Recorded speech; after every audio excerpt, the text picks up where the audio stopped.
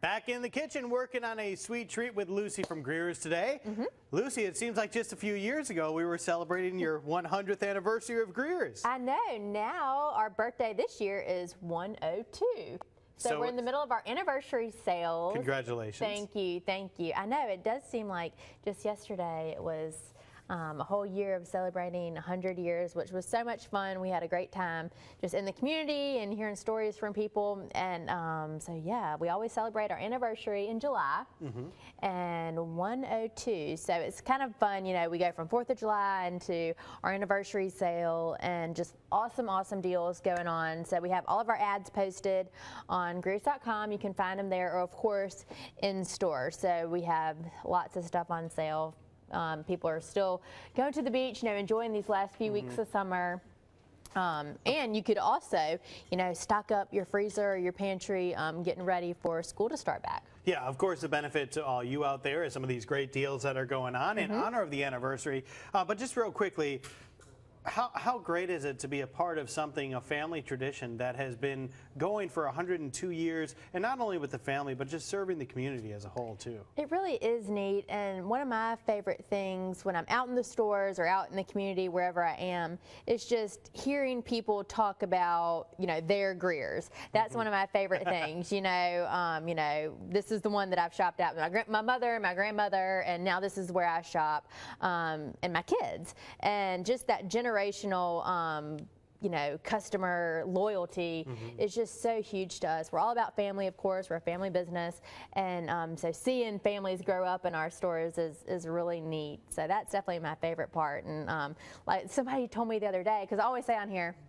that I appreciate when people, you know, try a recipe and they like it. And so I was in a store the other day and a lady was like, I just want to let you know that I make your chicken pot pie all the time. And I know that you say that you like it when somebody tells you that, so I'm telling you. So I love meeting customers, and it's lots of fun.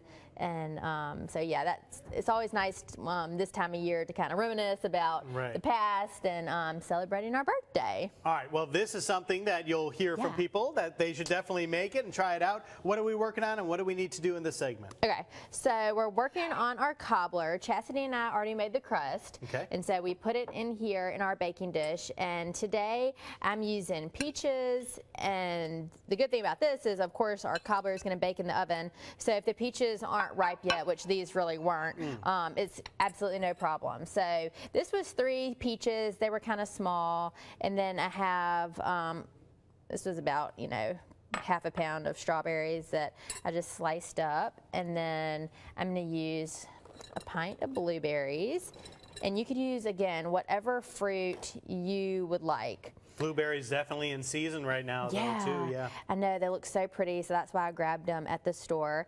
And now we're going to do the juice of 1 lemon, and you know, sometimes your fruit's, you know, not as sweet, so just depending on that will determine kind of the amount of sugar that we want to add to it. And you can use either white sugar, or today we're going to use brown sugar to mix in our fruit, and it's just going to be about half a cup. If you wanted to start out with a little less, you could, and you know, add more if you didn't think it was sweet enough, but it's a dessert, so we want to make sure it's sweet. And then we're also going to add half a teaspoon of cinnamon in here. And that's our, nope, that's for our topping. Yeah. Last night I was measuring everything out into my little cups, and Spiro was helping me wrap everything up, and then the next thing I know, crash. And there was cinnamon all over the kitchen. So, like, of course it couldn't have been the salt. It was the cinnamon that was like everywhere. That's not part of the official recipe. If you want to read it, it's online, the Studio 10 tab at fox10tv.com. A great summertime dessert. We'll be back in just a bit with Lucy.